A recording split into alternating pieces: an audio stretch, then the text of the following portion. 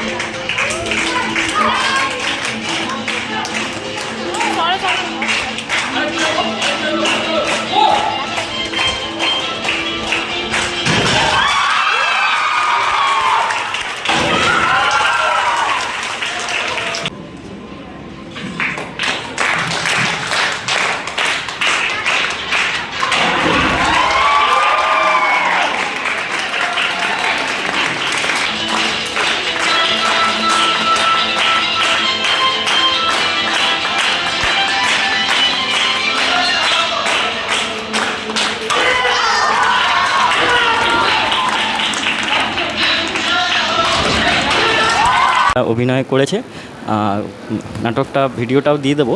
খুব সুন্দর অভিনয় করেছে। আসুন এদের থেকে কিছুটা মতামত জেনে নিই।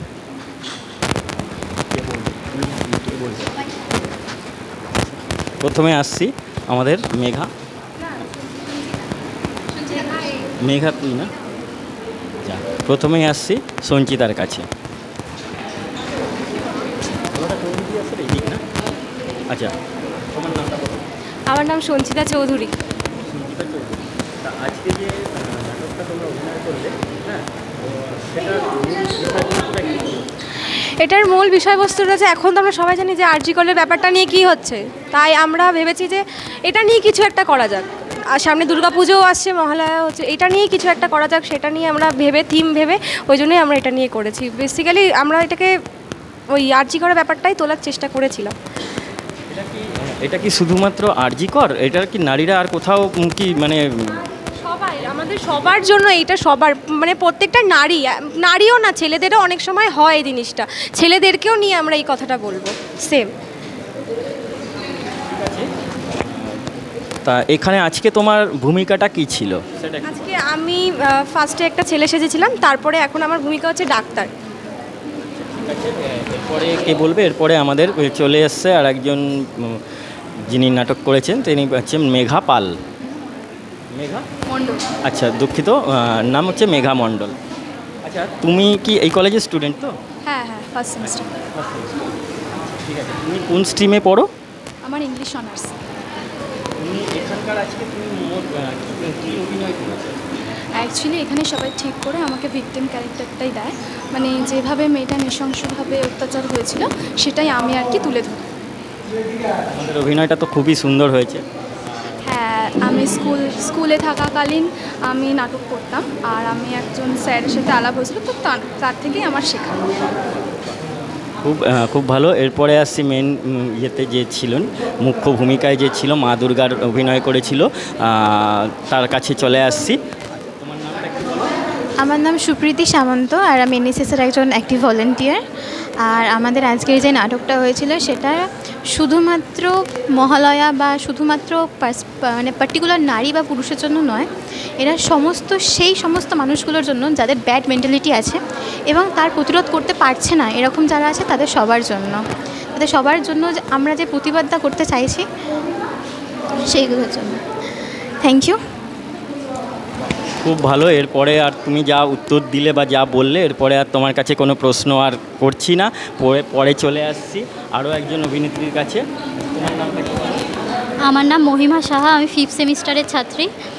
আমরা এই আজকে রক্তবেশ নাটকটার মধ্যে তুলে ধরতে চাইলাম যে মানে শুধুমাত্র নারীরাই হ্যারাস্ট হয় না, এখানে ছেলেরাও অনেক সময় হ্যারাস্ট হয়, কারণ আমরা বাচ্চাদেরকেও এক সময় হ্যারাস্ট করা হয়, সেটাই আমরা পুরোটা তুলে ধরতে চেয়েছি। পুরুষ যে সবসময় খারাপ সেটা না, আমাদের বাবা ভাই দাদা সবাই ভালো, আর শিক্ষক তো অবশ্যই ভালো, কিন্তু খারাপ হচ্ছে যারা ব্যাড মেন্টালিটির, এইটাই আমরা তুলে ধরতে চাইলাম যে ভালো বলে মা দুর্গা আছেন, কিন্তু তা বলে মা দুর্গা রক্ষা করবেন না। মা দুর্গা আমাদের প্রার্থনার জন্য আছেন, মা দুর্গাকে আমরা ডাকতে পারি, তা বলে অন্ধবিশ্বাস করতে পারি না। আমরা এইটা নিয়ে এটা তুলে ধরার চেষ্টা করলাম নাটকটার মধ্যে। Thank you sir. তার মানে তুমি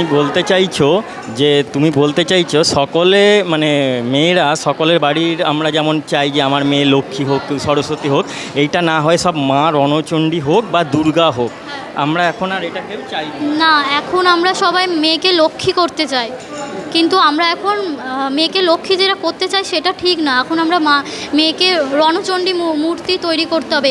কেন?